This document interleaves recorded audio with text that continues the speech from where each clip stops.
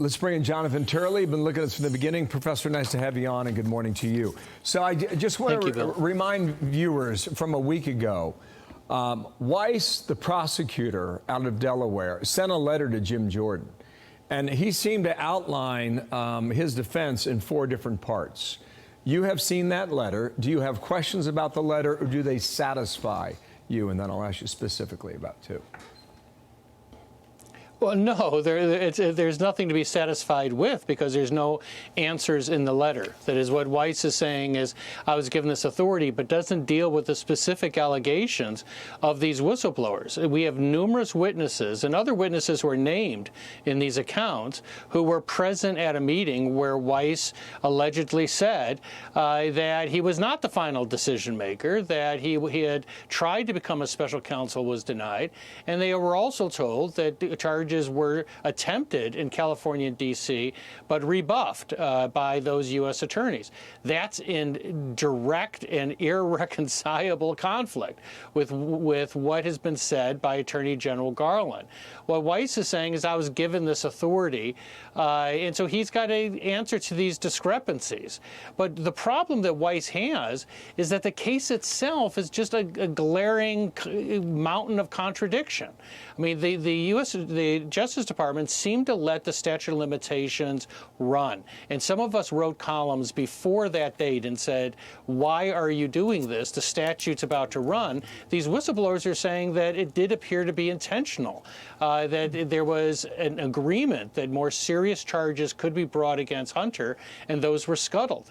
Okay, so you've got Weiss, you got Merrick Garland, and you got the whistleblower Shapley. He was on with Brett on the 28th of June. Listen here. We weren't allowed to ask questions about Dad. We weren't allowed to ask about the big guy. We weren't allowed to include certain names and document requests and search warrants. So, we were precluded from following that line of questioning. Okay, so you had 2 government officials on one side, and you got this whistleblower now went public.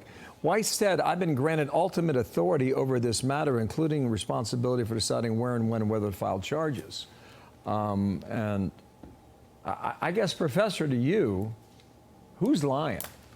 And how do we figure that out? Well, that's a good question because, well, the whistleblowers referred to an AUSA named Wolf, and she supposedly told them, don't ask about the big guy, and resisted efforts to look into storage units, and is even accused of tipping off the Biden team. Now, we don't have any confirmation of that. We haven't heard from this AUSA, but I would find it strange that an AUSA would take it upon herself to set those types of parameters. They had to come from someone.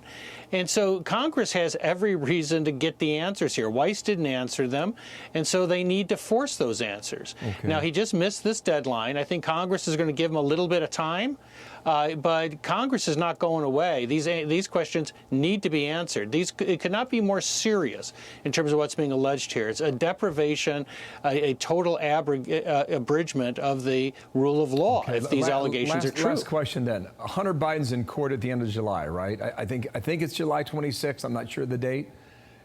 Do you think Republicans in the House can bring Shapley for a public hearing and or force Weiss to appear prior to that date?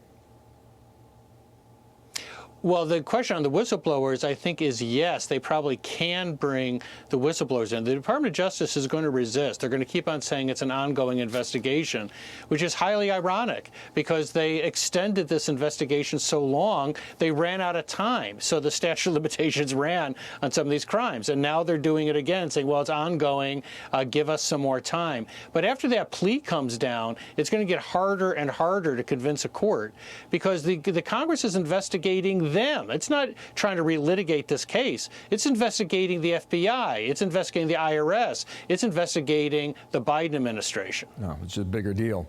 Sir, thank you so much. We'll go through it together throughout the entire month. Thanks, Bill. You bet. Jonathan Turley. I'm Steve Doocy. I'm Brian Kilmeade. And I'm Ainsley Earhart. And click here to subscribe to the Fox News YouTube page to catch our hottest interviews and most compelling analysis.